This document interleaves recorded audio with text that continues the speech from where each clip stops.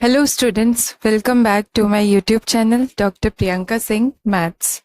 आज हम देख रहे हैं रियल एनालिसिस पार्ट 2, जिसमें हम पढ़ेंगे relation between Riemann integral and Riemann Stieltjes integral.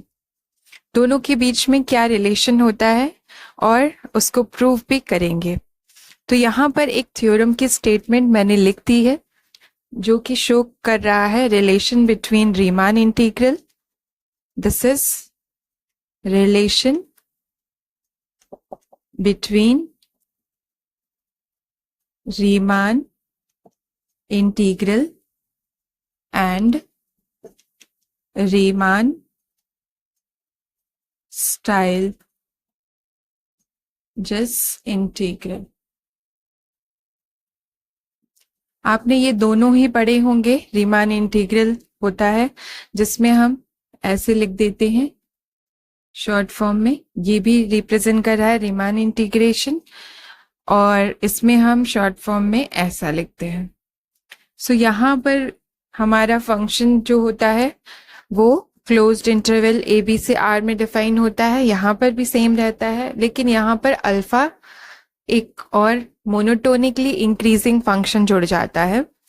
सो यहाँ पर जब आप अपर सम देखेंगे, रीमान अपर सम, तो आप देखेंगे यूपीएफ लिखा जाएगा। यहाँ पे देखेंगे तो यूपीएफ अल्फा लिखा जाता है, और यहाँ पर डेल्टा एक्स आई निकालेंगे, बट यहाँ पर डेल्टा अल्फा निकालते हैं। एक्स ब्रैकेट में आएगा, means alpha is a function of x. Same तरीके से पार्टीशन किया जाता है, सिर्फ इतना ही इन दोनों में डिफरेंस है कि यहाँ अल्फा नहीं रहता है, यहाँ आपका अल्फा रहता है विच is a function of x. ठीक है।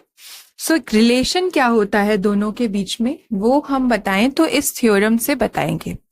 इस थ्योरम में देखिए, सबसे पहले हमने अल्फा लिया है, एक मोनोटोनिकली इंक्रीजिंग फंक्शन लिया गया है जो कि डिफाइन किया गया है क्लोज्ड इंटरवल ए बी में, ये अल्फा। ओके, एंड देन हमने लिया है अल्फा डैश जो कि है रीमान इंटीग्रल।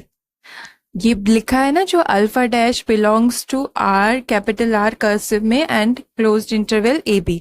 ये रिप्रेजेंट कर रहा है alpha dash is a Riemann integrable function on closed interval A B. मतलब कि ये जो अल्फा डैश है ये कहाँ से कहाँ तक है, ये क्लोज्ड इंटरवल ए बी से आर पर डिफाइन किया गया है, जो कि बाउंडेड फंक्शन होगा और रीमान इंटीग्रेबल होगा। मतलब कि इसका upper Riemann integration is equal to lower Riemann integral होगा। इसमें भी आपका अपर सम डिफाइन किया जाएगा, लोअर सम, फिर लास्ट में बोला जाएगा कि upper Riemann integral is equal to lower Riemann integral, then the function is Riemann integrable.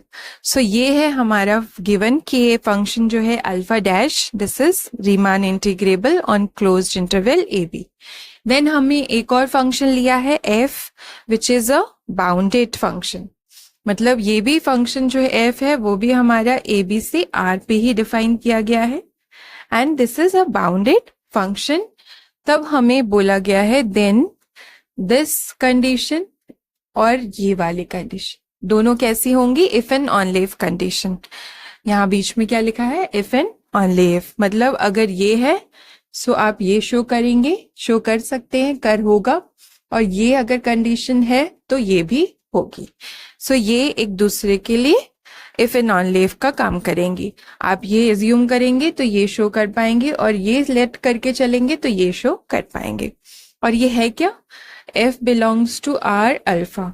ये रिप्रेजेंट कर रहा है f is a Riemann Stieltjes integral.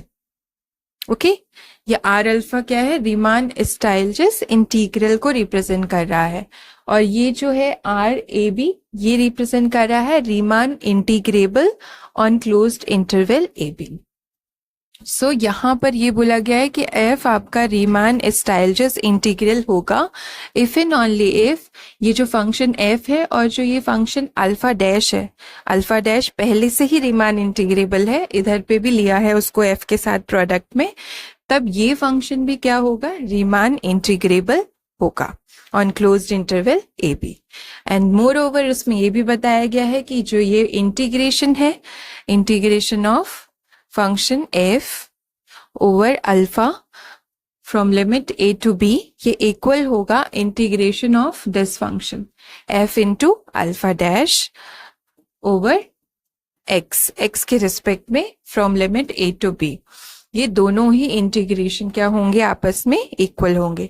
ये आपका रीमान इंटीग्रेशन है, ये आपका रीमान स्टाइलजेस इंटीग्रेशन है, तो दोनों ही इक्वल होंगे।